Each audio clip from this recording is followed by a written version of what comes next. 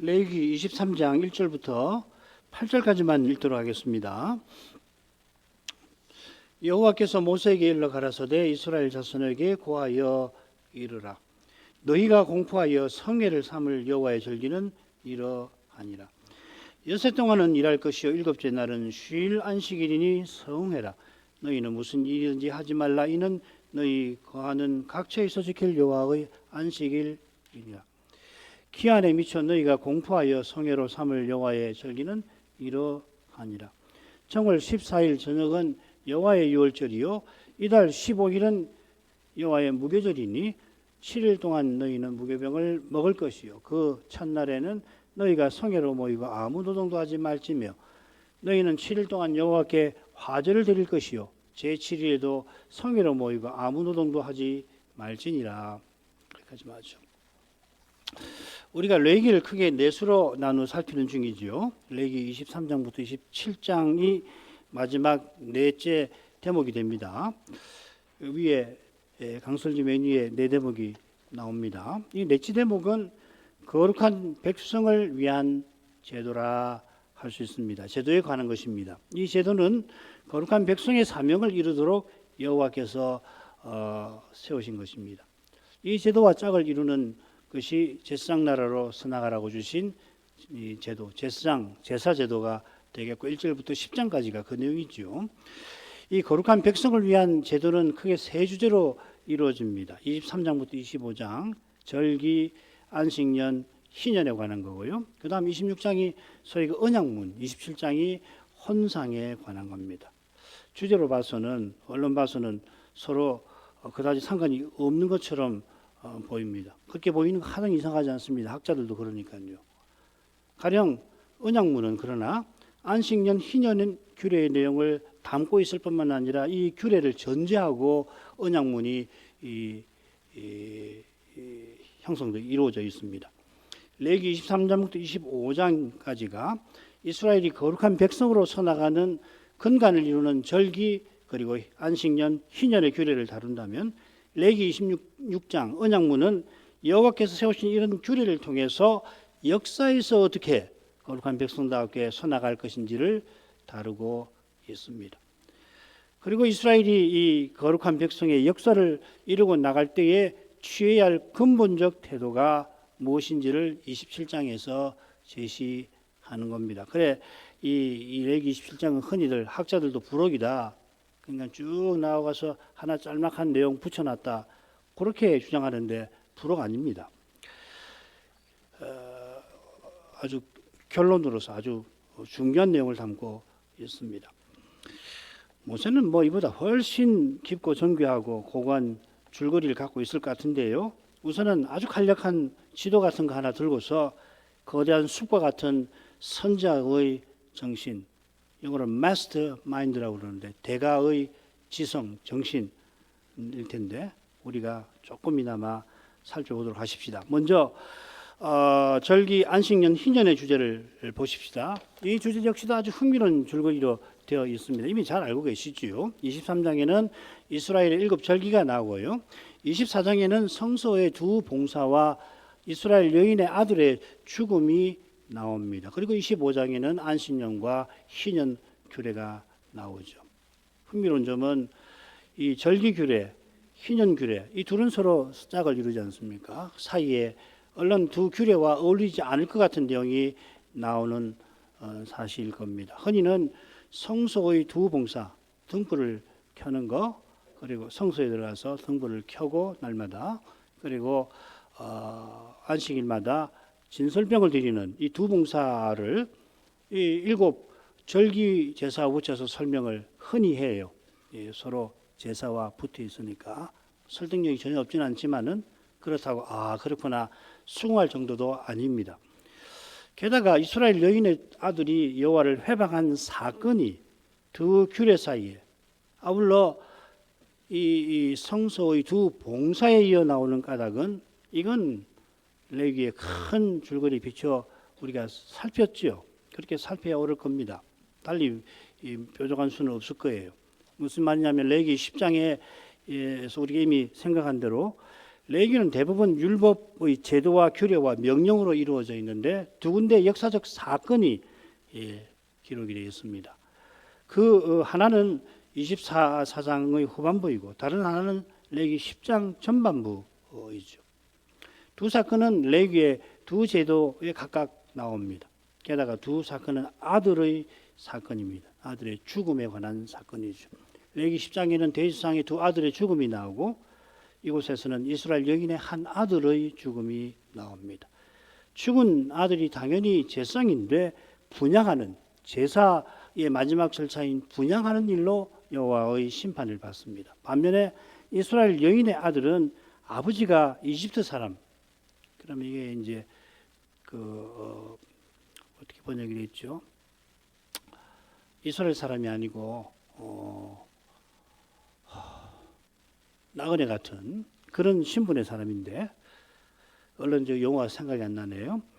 여호와의 거룩하신 이름을 회방한 탓에 거룩한 백성에게 가장 어울리지 않은 죄의 애를 지어서 헤렘 심판을 받는 것이죠. 여호와께서 두 거룩한 사명을 이루도록 두 거룩한 제도를 세우셨지만 제도 자체는 죄인을 변화시키지 못합니다. 여호와께서 제도를 통하여 가르치신 그리스도와 그분의 십자가만 변화시킵니다. 신약 시도도 마찬가지죠. 예배 착실히 드린다고 해서 예배 자체를 잘 드린다고 해서 종교적 활동을 열심히 한다고 해서 구원받는 거 아닙니다. 오직 그리스도와 그분의 십자가만 차이를 냅니다. 아울러 레위기 24장 전반부에 나오는 성소의 두 봉사, 왜 여기 갑자기 이 등불 켜는 것과 진설병을 드리는 것이 나오는가 참 이상하거든요. 그런데 레위기 10장에 말하자면 그 분향하는 것과 절면짝을 이루는 거죠. 성소에 세 기구가 있는데 세 봉사에 관한 것이 앞에는 분향이 나오고 나머지 등불을 켜고 그 다음에 진설병을 드리는 이게 각각 사건과 관련해서 나오잖아요. 이게 우연이겠습니까? 이렇게 보지 않고 달리 무슨 수가 있을지 모르겠어요. 제가 레위기를 나름 연구한다고 했지만은 이보다 나은 적절한 설명은 별로 보지를 못했어요. 너무나 이건 다른 게 아니라 이 모세라고 하는 사람이 레위기를 쓸 때 도대체 그 머릿속이 어떻게 되어 있나 하는 걸 엿볼 수 있는 좋은 기회거든요. 어마어마한 겁니다, 사실은. 이런 줄거리를 가지고서 이 율법을 제시하면서 결국은 오실 메시아와 하나님 나라가 무엇인가를 응변하는 것이거든요. 분향이 하나님께 나아가는 제사장 나라의 제도를 대표한다면 등불과 진설병은 확실히 거룩한 백성의 삶과 특별히 관계가 되죠, 그죠? 인도, 거룩한 백성의 길을 인도하는 그것이 이 등불이고 진설병은 그 거룩한 삶을 여호와 하나님께 헌상하는 거 아니에요? 자, 이런 거 우리 전에 다 공부한 줄 압니다. 일곱 절기와 안식년과 희년은 이스라엘이 언약 백성답게 살아가는 삶, 거룩한 삶을 위한 제도에 해당됩니다. 절기는 이스라엘이 여호와 앞에 나와서 함께 지내는 때이지요. 안식년과 희년은 이스라엘이 심지어 한 해 내내 두 해 동안 여호와 앞에서 함께 지내는 그런 때입니다. 인류 역사의 어느 나라, 어느 민족도 시도는커녕 실제로 차관조차 하지 못할 만한 제도입니다. 이런 거 차관 한 왕이 있다면, 나라가 있다면 대단한 왕이고 나라일 겁니다. 차관조차 못할 겁니다. 부활하신 주님께서 세우시는 하나님 나라가 얼마나 위대한 인가를 가리킬 만한 하게 하나님이 친히 이런 제도를 세우신 것이 아니고 무엇이겠습니까? 자, 일곱 절기로 가보지요. 오늘은 줄거리를 많이 봐야겠습니다. 지난 두 차례 레위기를 공부하면서 이 절기 규례를 상세히 살핀 줄로 압니다. 열 몇 번 정도 10번에 걸쳐서 아마 절기 공부를 한 것 같은데 그 내용을 참고하시고 이번에는 핵심 교훈만 특별히 레위기 본문의 순서를 쫓아서 핵심 교훈만 살피도록 하겠습니다. 관심 있는 분들은 이 자료를 참고하시기를 바랍니다. 제가 단톡방에 전에 올린 것 같은데 오늘 저녁에라도 다시 올리겠습니다. 자, 보십시다. 1절부터 4절까지가 머릿말이고 5절부터 43절까지가 일곱 절기이고요. 44절이 맺은말인데 머릿말과 맺은말 비슷하지요, 그죠? 너희가 공포하여 성회로 삼을 여호와의 절기라. 모세가 여호와의 절기를 이스라엘 자손에게 공포하였다. 이렇게 됐습니다.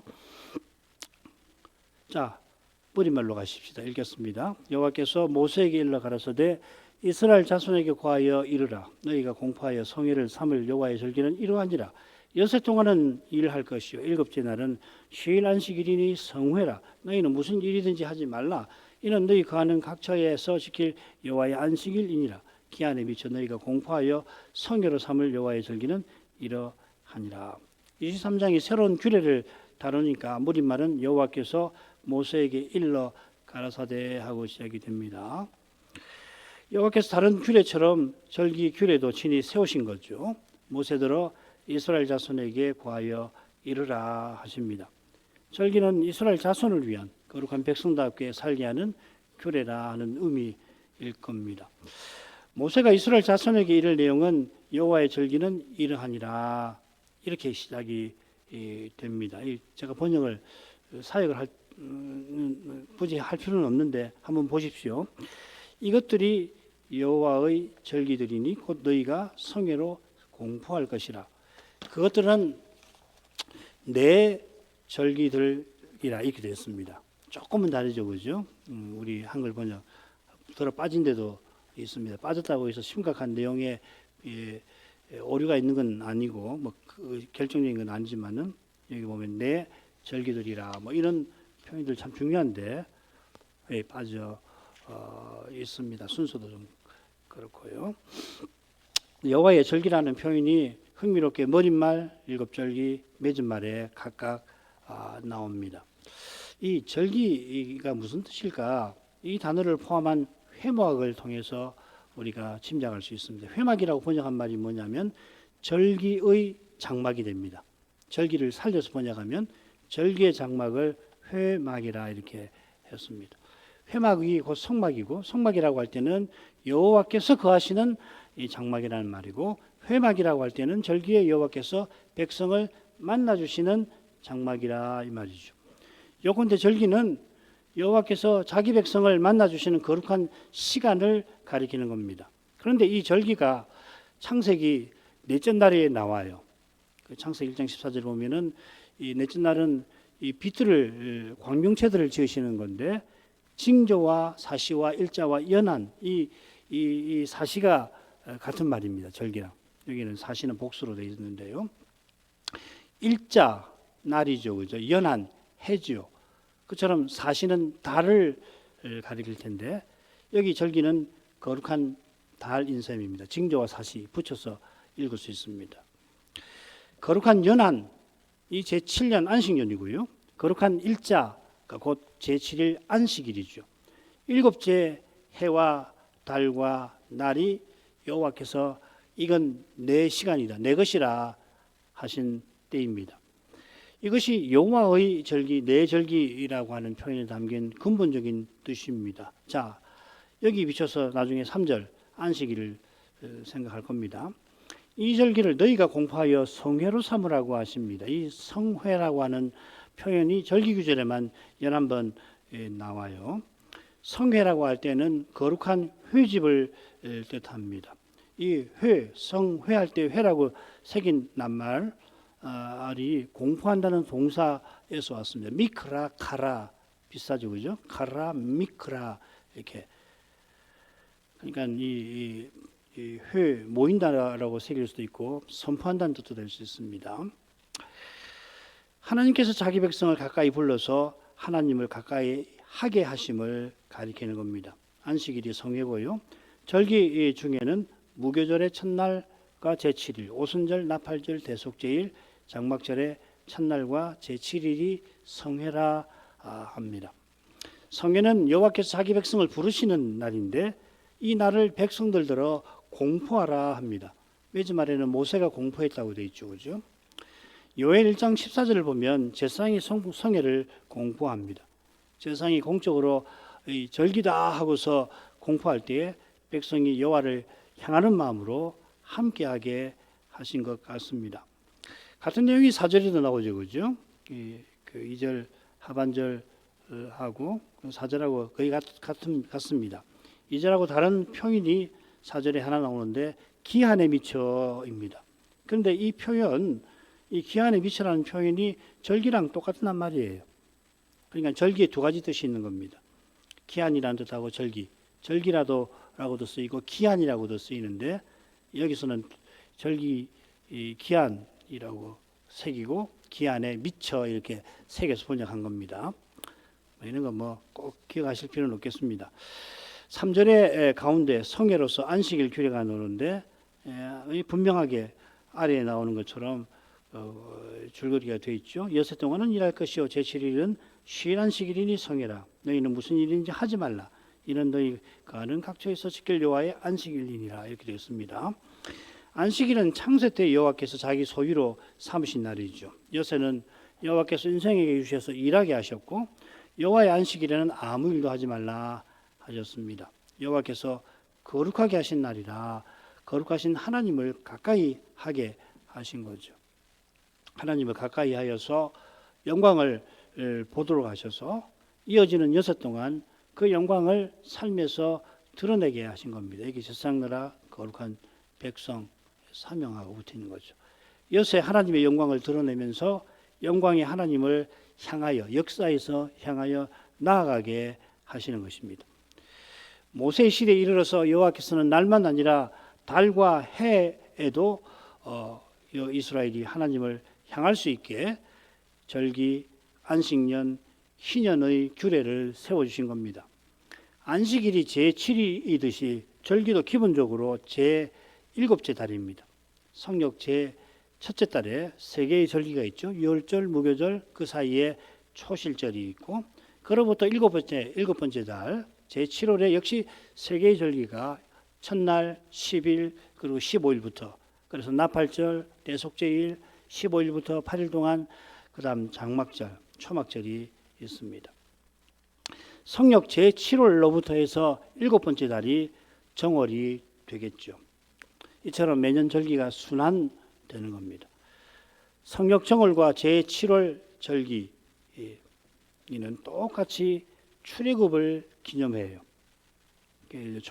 초막절은 출애굽보다 영원한 나라를 가리키지 않습니까? 많이들 그렇게 해석하죠. 맞습니다. 그런 뜻이 있는데 기본적으로 출애굽을 기념하는 겁니다. 초막이 바로 그것이죠. 43절 보면 내가 이스라엘 자손을 애굽 땅에서 인도하여 내던 때에 초막에 거하게 한 줄을 기억하고 초막에 거하라 하시죠. 동시에 초막절은 토지 소산 거두기를 마친 후에 추수 후에 가나안에 들어와 기업 주신 목적과 붙어 있는 겁니다. 영원한 나라를 바라보는 절기입니다. 순환하면서 전진하는 거죠. 주일 예배를 통해서 우리가 계속 여호와를 뵈면서 동시에 이 주일 예배가 영원한 나라로 나가는 징검다리 돌을 놓는 것과 같은 겁니다. 실은 이 점에서 미래의 첫 열매를 추수하는 7.7절 오순절입니다. 는 초막절하고 연결이 되겠죠, 그죠? 미래 추수를 시작하는 오순절, 그 추수를 완료하고 난 다음에 초막절 모이는 거죠. 오순절에 미래의 첫 열매를 추수하고는 모든 열매를 추수해 드리는 초막절을 바라보게 하신 겁니다. 마찬가지로 초실절에 보리 첫 단을 드리면서 이거는 유월절과 무교절 사이에 오죠. 초실절은 이 보리를 처음 추수하는 날입니다. 그래서 첫 단을 드리는데 그러면서 오순절과 초막절을 바라보게 하신 거죠. 이처럼 절기들은 순환하면서 영혼을 향하여 나아가도록 하는 겁니다. 이건 안식년과 희년에도 해당이 되고 25장에서도 이 주제를 생각해 보도록 하십시다. 57 곱하기 7, 49 다음 50이죠. 그죠? 자, 이런 교훈이 언약의 전문에 담겨 있습니다. 19장 4절 하반절, 4절이네요. 내가 어떻게 하반절입니다. 앞에는 내가 이 애굽 사람들에게 어떻게 행하였음과 그 다음 하반절, 내가 어떻게 독수리 날개로 너희를 업어 내게로 인도하였음을 너희가 보았느니라. 여호와께서 친히 독수리 날개로 업어서 광야에서 이스라엘을 인도하셨는데 내게로 인도하였다 하십니다. 시내산에 인도하셨는데 내게로 인도하셨다 하시는 겁니다. 이는 이스라엘이 시내산에서 여호와와 언약 맺게 하신 것을 가리킵니다. 여호와께서 모세를 보내실 때 출애굽기 3장 12절 하나님이 가라사대 내가 정녕 너와 함께 있으리라. 네가 백성을 애굽에서 인도하여 낸 후에 너희가 이 산에서 나를 하나님을 섬기리니 이것이 내가 너를 보낸 증거니라. 여호와 하나님은 증거를 주시는데 장차 있을 일을 지금 약속하신 일의 증거로 삼으시는 겁니다. 이런 법이 있습니까? 이미 한 것을 가지고 증거를 삼아서 내가 이렇게 하마, 내가 이렇게 했으니까 앞으로 너와 함께 있겠다. 그렇게 하는 것이 정상 아니에요? 통상이지 않습니까? 사람에게는. 그런데 여호와이시니까 앞으로 이루실 그 일을 증거로 삼아서 내가 너와 함께 있겠다 하신 겁니다. 왜 이렇게 말씀하시는 겁니까? 이런 거 출애굽기에서 우리가 공부하면 참 좋을 거라고 생각합니다. 그런데 여기에 여호와 성화의 의미가 담겨 있죠. 여호와는 역사에서 전능하신 하나님이심을 스스로 입증하시는 분이시죠. 여호와라는 말이 그것이죠. 나는 나일 것이다. 역사에서 내가 전능하신 하나님임을, 언약을 이루시는 그런 분임을 내가 스스로 입증하겠다. 그게 여호와 칭호의 의미 아닙니까? 그래서 이런 희한한 약속을 하시고 증거를 주시는 거예요. 약속하신 대로 여호와께서 이스라엘을 이집트에서 건져서 시내산에 인도하셨습니다. 지금껏 여호와의 사자를 통하여 이스라엘과 함께 하셨죠. 영광구름으로 함께 하신 거 아니에요? 영광구름과 여호와의 사자로 인도하신 목적이 뭐냐면 인도하신 여호와 자신인 것입니다. 시내산에서 성막을 짓게 하셔서 성막에서 이스라엘들어 여호와를 가까이 하게 하십니다.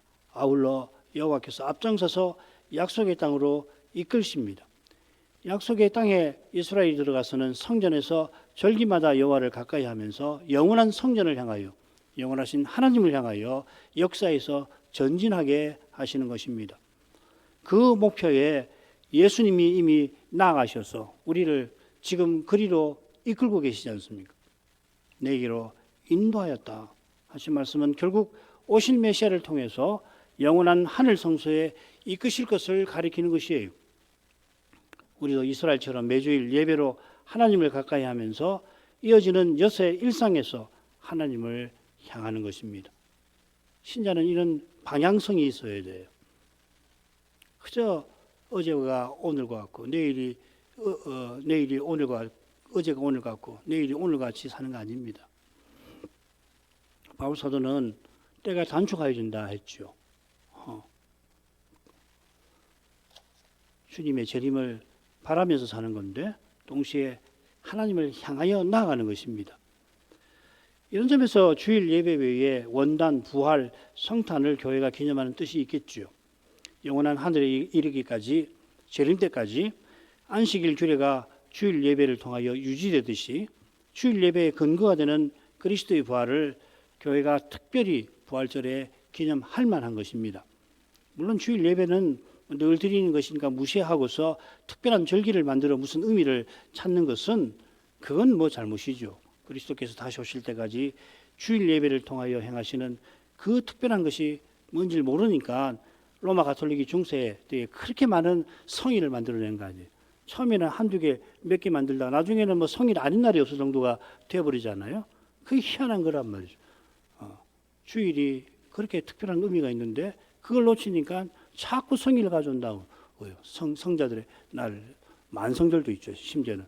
만성절이 뭡니까? 모든 성인의 날이란 말이죠. All Saints Day라고 하는 거. 그런 날도 만들어요.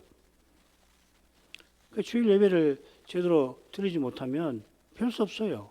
거기서 주의 영광을 못 보니까 자꾸 종교적 의미를 얻기 위해서 뭘 만들어야 된단 말이죠. 로마 가톨릭만 아니죠. 어떤 교회든지 마찬가지 아니에요. 주일 예배에서 여호와의 영광, 주의 영광을 뵙고 삼위의 영광을 깨닫고서 인생이 나아가는구나. 우리를 이끄시구나. 그걸 못 느끼면 어떻게 합니까? 행사를 해야 되는 거잖아요. 이벤트를 해야 되는 거 아니에요. 그것으로 구원받는 건 아니죠. 그런 주의 영광을 배웠고 그 결과로서 교회가 어떤 활동을 하고 주의 인도를 받아서 그 역사 시점에서 해야 할 일을 받아서 행하는 그런 이벤트야. 그야말로 이벤트죠. 사건이죠. 이게 전도가 되면 안 된단 말이죠. 이게 철저해야 됩니다. 주일날 주의 영광을 뵙지 못하고서 도대체 교회가 어떻게 교회답게 설 수가 있고 신자가 어떻게 그리스도의 지체답게 살아갈 수가 있단 말이죠. 너무도 분명한 거 아닙니까? 자, 일곱 절기로 가보십시다. 일곱 절기를 제시하는 방식이 독특합니다. 이 일곱 절기 사이 네 번의 머릿말이 나오는데 1, 2절 상반절과 비슷한 것도 있고요. 똑같은 것도 있고 다른 것이 있습니다. 대속죄일은 이스라엘 백성에게 아뢰라 자손에게 이르라 되어 있지 않지요. 이게 26절에 보면은 모세에게 일러 가라사대 이렇게만 딱 되어 있습니다. 누구에게 과에 이르라고 되어 있지 않습니다. 이스라엘 백성에게 과에 이르라고 되어 있지 않습니다. 그러니까 먼저 5절부터 8절까지 두 절기가 나오고요. 그 다음 머릿말이 있고 초실절과 7길절이 나오고요. 그 다음 머릿말이 나오고 나팔절, 머릿말이 나오고 속죄일, 머릿말이 나오고 초막절 이렇게 나옵니다. 초막절은 좀 더 복잡합니다. 초막절 할 때 여기 이보다 더 복잡한 내용을 또 말씀을 드릴 텐데 우선은 이렇게 나오잖아요. 왜 이렇게 되어 있을까?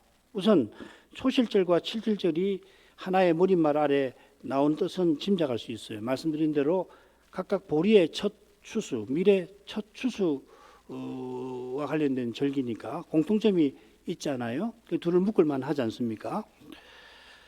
이건 열절과 무교절이 한데 묶여 나오는데도 해당이 될 거예요. 반면에 제7월의 새 절기는 각각 머릿말 아래 나옵니다. 뭐 각 절기가 그만큼 나팔절, 속죄일, 초막절이 중요하다는 걸 암시할 텐데 왜 그런지 잘 모르겠습니다. 저로서는 잘 모르겠어요. 모르니까 성경이 기록된 순서대로 우선 이번에도 살펴 나갈 것입니다. 살피고 혹시 깨닫게 해주시면 또 같이 생각해 보도록 하십시다. 자, 4절부터 8절까지 오늘 생각하죠. 정월 14일 저녁은 여호와의 유월절이요 이달 15일은 여호와의 무교절이니 7일 동안 너희는 무교병을 먹을 것이요 그 첫날에는 너희가 성회로 모이고 아무 노동도 하지 말지며 너희는 7일 동안 여호와께 화제를 드릴 것이요 제7일에도 성회로 모이고 아무 노동도 하지 말지니라. 먼저 눈에 띄는 게 유월절이 아주 간략하다 하는 겁니다. 정월 14일 저녁에 여호와의 유월절이 있다 이렇게 되어 있습니다. 한글 개역 성경은 정월 14일 저녁이 유월절이라 이렇게 했는데 이 뭐 틀린 번역은 아닙니다만 정확하게는 그날 저녁에 유월절이 있다 이렇게 되어 있습니다. 안식일도 똑같이 되어 있습니다. 3절에 제7일이 안식일이 아니라 제7일에 안식일이 있다 이렇게 되어 있습니다. 안식일이라고 새기니까 혼동이 되니까 제7일이 안식일이라 이렇게 번역을 자연스럽게 했는데 이 안식일이라고 한 그 새긴 낱말이 안식년에 땅과 관련해서 이렇게 나와요. 여기는 어떻게 됐냐 보십시다. 25장 4절 제7년에는 땅으로 쉬어 안식하게 할지니 그 밑줄을 쉬어부터 해야 됩니다. 쉬어 안식하게 할지니 여호와께 대한 안식이라 이렇게 되어 있어요. 앞에 쉬어 안식하게 할지니라고 새긴 건 다른 데서는 다른 절기에서는 뭐라고 되어 있냐면은 쉴 안식일이라 이렇게 번역이 되어 있고요. 뒤에 안식일은 그냥 안식일이라 일곱 절기에 나옵니다. 죄송한데 이 각주 3번에 샤바톤 샤바트가 아니라 샤바트 샤바톤입니다. 이 순서를 좀 낱말을 좀 순서를 고쳐 주십시오. 이게 이제 쉴 안식이라는 겁니다. 1년 안식년은 1년 내내 농사를 짓지 않는데 이걸 가리켜서 땅을 위한 쉴 안식일 또 여호와께 대한 안식일이라 이렇게 부른 겁니다. 1년 내내 쉬는 것이니까 안식일이라고 새길 수는 없죠, 그죠? 그러니까 그냥 안식이라 번역을 한 겁니다. 그래서 제7일에 안식이 있다 하는 말이 통하는 거죠, 사실은. 이런 점을 고려하면 절기의 시간이 구별된 것이긴 하지만 그 시간을 특별하게 만드는 것은 절기의 제사와 활동이라고 했는데 쉬는 거죠, 그죠? 예컨대 유월절은 정월 14일 저녁에 지냅니다. 여호와의 유월절이라고 새겼습니다. 여호와의라고 새긴 표현은 이 레위기에 보면 둘로 자주 나오는데요. 여호와께 드린다 이렇게 주로 그때는 여호와께라고 이렇게 돼 있고, 그다음 여호와를 위하여라고도 한번 새겨져 있습니다. 이 표현은 여호와를 위한 유월절이고 여호와를 향하는 유월절을 가리키는 겁니다. 이런 데 있어서 여호와의 유월절도 좋습니다. 유월절은 여호와께서 이스라엘을 종되었던 집에서 구속하신 위대한 사건을 기념합니다. 이 구속은 여호와의 사자가 이스라엘 집은 유월하시고 넘어가시고 이집트 집에 들어가서 그 장자와 초태생을 죽이신 일로 이루어졌습니다. 이것은 이스라엘을 장자 삼으신 것을 뜻합니다. 이 출애굽기 12장 1절부터 13장 16절에 유월절과 무교절의 규례가 나오는데 흥미롭게 출애굽을 준비하는 과정, 출애굽 때 그리고 출애굽 이후 이 셋으로 이 규례를 설명하는데 각 그 시점에 보면은 이미 여러분 보셨죠, 그죠? 유월절, 무교절, 유월절 이런 패턴으로 이 세 부분이 이루어져 있습니다. 그래서 유월절 준비할 때 보면 유월절 규례가 나오고 이어서 무교절 규례가 나오고 그 다음에 유월절을 준비하는 것이 나옵니다. 그 다음 출애굽 때에는 바로가 이스라엘을 내어보내는 유월절이 나오고 그 다음에 이스라엘이 숲곳에서 무교병을 먹었다는 내용이 나와요. 그리고 12장 40절부터 51절은 유월절 규례가 또 나옵니다. 출애굽 이후에도 마찬가지입니다. 그런데 여기서는 좀 달라지죠. 초태생에 관한 규례가 나오고 무교절 이야기가 나오고 다시금 초태생에 관한 규례가 나옵니다. 이 무슨 말이냐면 유월절의 의미는 장자 삼으심에 있다는 것을 이 본문을 통해서 우리가 알 수가 있다는 것이죠. 여호와께서 이스라엘을 내 장자라 하셨는데 이건 제사장 나라와 거룩한 백성의 사명을 받들게 하신 것입니다. 이 뜻을 잘 깨닫도록 여호와께서 유월절 만찬을 명하셨습니다. 이 만찬은 유월절 어린 양을 먹는 것인데 먼저 이 어린 양의 피를 임방과 설주에 바르죠. 피를 처리하는 것은 제사의 첫째 절차, 대속 절차와 비슷하고 고기 먹는 것은 화목 절차와 비슷합니다. 성결 절차가 빠졌는데 이건 여호와께 구별하여 드리는 절차와 비슷한 것으로서 장자 삼으심이 그 내용이 될 겁니다. 그런 까닭에 유월절 만찬을 유월절 제사라고도 부릅니다. 여기 제사는 흔히 화목제를 가리킬 때 쓰는 표현이에요. 이스라엘이 출애굽할 때는 각 가정에서 어린 양을 잡아서 먹었고 이후 성막과 성전이 세워진 때에는 여호와께 제사드려서 먹습니다. 신명기 6장이나 역대하 또 우리가 살핀 출애굽 레위기 17장 이런 데서 보면 그렇게 하라고 하셨죠. 그리스도를 유월절 어린 양이라고 부른 것처럼 유월절 제사 완차는 출애굽 구속 사건을 기억하며 오실 메시아를 바라보게 하는 겁니다. 정월 15일에 여호와의 무교절이 있습니다. 무교절은 15일부터 7일 동안 무교병을 먹습니다. 무교병은 누룩 없는 떡이지요. 이 떡은 14일 저녁 유월절 만찬에서 어린 양의 고기와 함께 먹습니다. 고기와 함께 또 뭘 먹느냐면은 쓴나물도 먹죠. 쓴나물을 먹는다는 것은 고난을 가리키는데 그것이 먹을 때의 복장 먹는 방법에서 나타나죠. 허리에 띠를 띠고 발에 신을 신고 손에 지팡이를 잡고서 먹는데 급히 먹어라 이렇게 되어 있습니다. 자, 이런 규정들이 무교절 규례와 붙어 있고 이 무교절 규례가 출애굽 12장 14절부터 20절까지 나오는데 한번 보십시다. 쭉 읽으면 됩니다. 14절 머릿말이고 15절 상반절에 무교병을 먹어라. 15절 하반절에는 누룩을 제하고 유교병을 먹지 말아라. 그 다음 16절에는 첫날과 7일에 성회로 모여라. 17절 무교절을 지키라. 그러니까 출애굽할 때는 무교절을 지킬 수는 없는 거죠, 그죠? 먹고는 바로 애국을 나가야 되니까 이건 나중에 성막 세우고 지키는 거죠. 그다음 가운데 무교절을 지키라 되어 있습니다. 다시 18절에는 14일부터 21일까지 무교병을 먹어라. 16절과 짝을 이루죠. 그리고 19절은 누룩을 제하고 유교병을 먹어라. 15절 하반절에 첫날에 누룩을 제하고 무교병을 먹지 말라고 되어 있는데 19절에서는 7일 내내 누룩을 제하고 무교병을 먹지 마라. 유교병을 먹지 말아라. 20절에 무교병을 먹어라 이렇게 되어 있습니다. 뭐 이 줄거리만 봐도 그 규례의 내용을 짐작할 수 있죠. 한가운데 무교절을 지키라는 명령이 나오고 처음과 끝에 무교병을 먹으라 합니다. 이 명령이 누룩을 제하고 유교병을 먹지 말라는 명령과 짝을 이루겠죠, 당연히. 첫날에 누룩을 제하고 아예 확 없애버리는 겁니다. 아예 보이지 않도록. 그리고 7일 내내 누룩이 보이면 그때그때 없애버리는 건데 7일 내내 무교병만 먹어야 합니다. 누룩을 제하는 것은 종되었던 이집트에서 건져주신 것과 붙어 있는 겁니다. 이집트는 이스라엘에게 흑암의 권세를 가리킵니다. 이집트의 바로는 이스라엘을 정치적으로 압제한 것만 아니라 아예 없애려 하였습니다. 여호와께서 열재앙으로 이집트를 치셨는데 이집트의 신들을 무찌르신 겁니다. 누룩은 흑암의 권세 아래에 있는 이집트의 삶을 가리키는 겁니다. 그래서 제해야 하는 겁니다. 누룩이 곧 죄를 상징하니까 없애는 정도가 아니고요. 여기 누룩은 흑암의 권세 아래에 있는 이집트의 삶을 가리키는 겁니다. 흔히 누룩은 죄를 상징한다고 주장을 하는데 그런데 감사제로 화목제를 드릴 때는 유교병을 먹도록 하셨죠. 그러니까 만약에 죄를 상징한다면 이 규정이 해석할 길이 없어지는 겁니다. 우리 주님께서는 하나님 나라를 누룩에 비유하시기도 했습니다.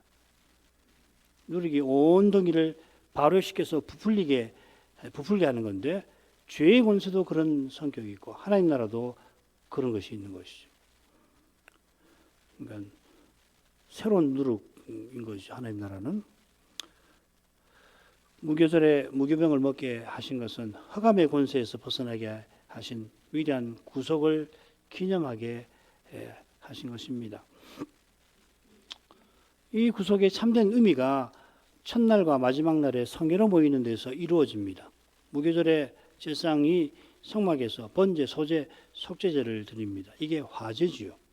도표 참고하시길 바랍니다. 첫째 날과 일곱째 날에 성회로 모이니까 각각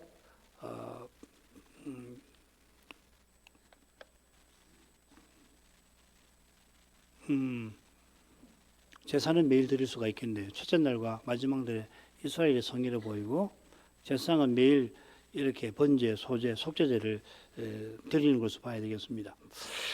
화제, 곧 음식 제사라는 표현이 절기규례에 8번 나옵니다. 제사장 성결법에 4번 나왔죠.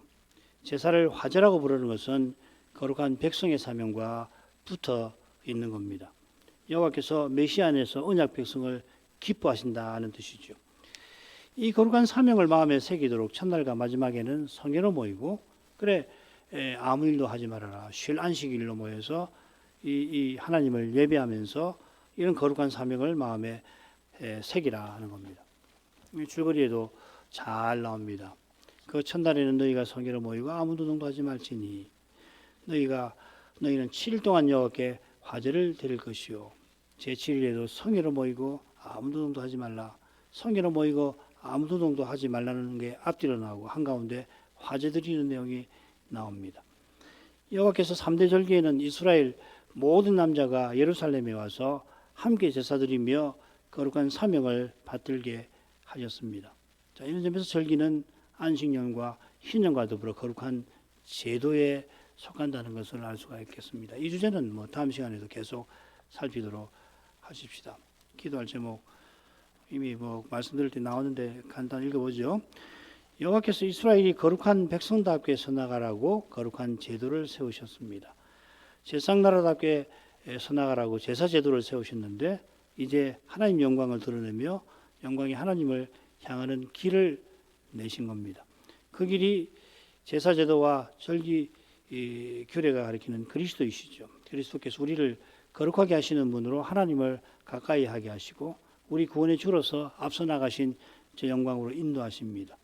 절기에 이스라엘이 함께 성막 혹은 성전에 모여서 하나님의 위대한 구속을 사건을 기념하면서 구속하신 목표를 향하여 나아가게 하셨는데 이제 십자가 지신 그리스도께서 부활하셔서 옛 언약의 제도와 규례에 담긴 목적을 이제도 이루고 계십니다. 우리가 거기 쓰임받기를 기도해야 합니다. 특별히 우리 교회에 주신 거룩한 사명을 마음에 늘 새기고 함께 그리스도의 몸답게 서나가기를 진정으로 그리스도의 몸과 지체로 존재하기를 힘쓸 것입니다. 주님은 틀림없이 이 사명을 이루어 하실 것이니 우리에게 절실한 것은 참된 믿음일 것입니다. 이 믿음은 들음에서 납니다. 우리가 날마다 무엇을 구해야 하는지 이로써 모를 수가 없겠습니다. 오늘도 그것을 구하고 신학교 신학생들 또 이제 우리 성악교회 최영 선생 그리고 함암교육회 이기범 선생이 이 조사실을 곧 시작을 하게 될 것입니다. 위원회는 구성이 되었고 이제 시험을 출제하고 조사 실시가 이루어질 테니까 두 조사 후보생들을 위해서도 기도해 주시고 또 이효석 선생도 똑같은 길을 가고 있는데 방법이 좀 다를 뿐인데 목회 훈련을 쌓는 중이니 위해서 기도해 주시기를 바랍니다. 같이 기도하겠습니다.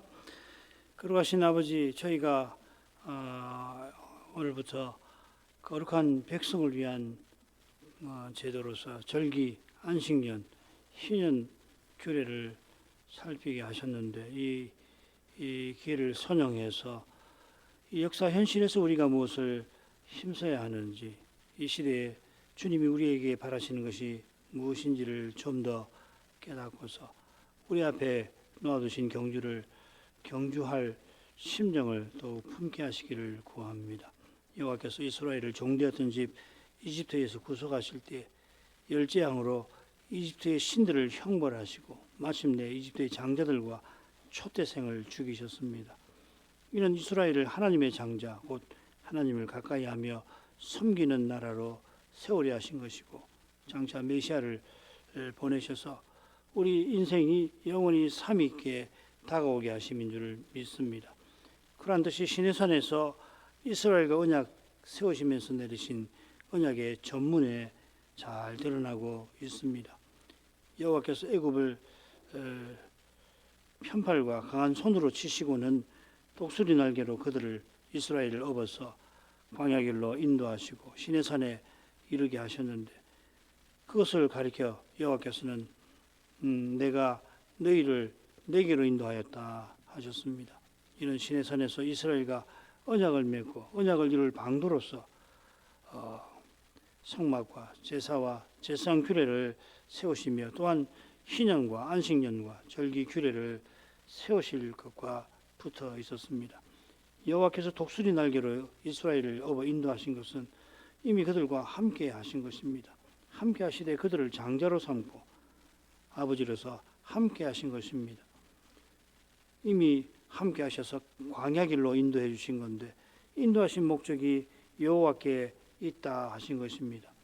이스라엘이 성막에서 여호와를 가까이 하면서 여호와께서 계시는 하늘 성소에 이르도록 영원히 하나님을 향하도록 하신 것입니다. 이것이 이스라엘에게 주신 거룩한 사명, 백성의 사명에 속하는 것임을 믿습니다. 이 사명을 잘 이루라고 여호와께서는 심지어 희년을 제정하셔서 제7년 안식년에 이어 연거푸 2년을 이스라엘이 농사짓지 않고